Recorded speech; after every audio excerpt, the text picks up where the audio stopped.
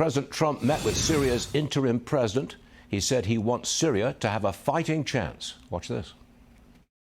We took out the sanctions, and that's been, I didn't even realize it's been many, many years that they've had sanctions. And as you know, there was a very big change at the top.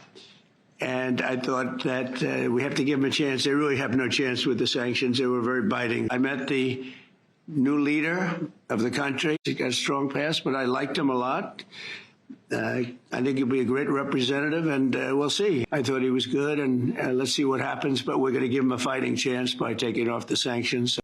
Mouaz Moustafa is the executive director for the Syrian Emergency Task Force and joins me now.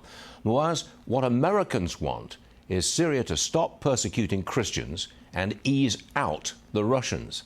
Are those two things going to happen? Those things are already happening. What's really beautiful to see, I spent a lot of time, I was just in Syria about a week and a half ago.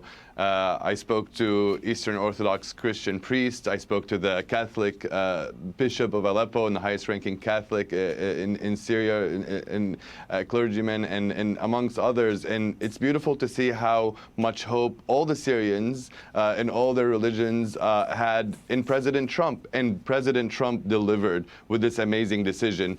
And so far, Russia has had all of its bases. Russia had a major geopolitical defeat in Syria that they'll never forget. But they left two bases that remained there. One, their only warm water port, and the other air base, both on the coast in Syria. And the Syrian new government has been kind of, everybody in Syria hates Russia because it killed countless civilians. And now with President Trump lifting the sanctions and opening up the door for American companies to develop Syrian natural resources and energy, he effectively closed the door on Russia. So I think we'll be seeing the Russians out, and we'll be seeing all of the Syrians, Christians, Muslims, Jews, prospering in a stable Syria. Your new leader was a militant Islamist. And at one point, he had a price on his head, several $1 million, I believe. That's right. Well, what changed?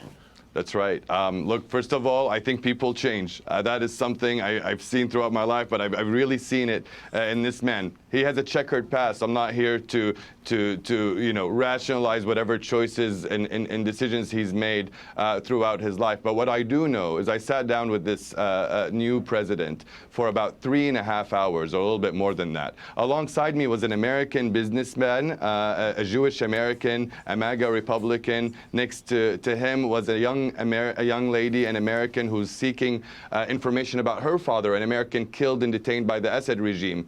And all of us came away from that meeting seeing that this is the right person for the right time, actually exactly what President Trump said. And we knew that if President Trump sat down with the new Syrian president, he would see that he is a partner in the fight against ISIS, but also Iran, China, Russia, etc. Are you looking to American businessmen and women to pay for the reconstruction of Syria?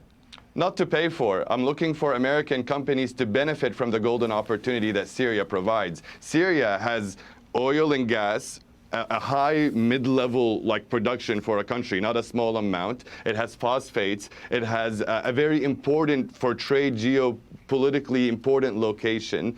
It's a place where I don't want to see Huawei coming in and developing serious telecommunications. I'd love to see AT&T. And I don't want to see Russia or China developing oil and gas. It should be American companies that have the best technology, the most transparency, and not only will benefit them as American companies, but will benefit the Syrian people much more than communist China or authoritarian Russia.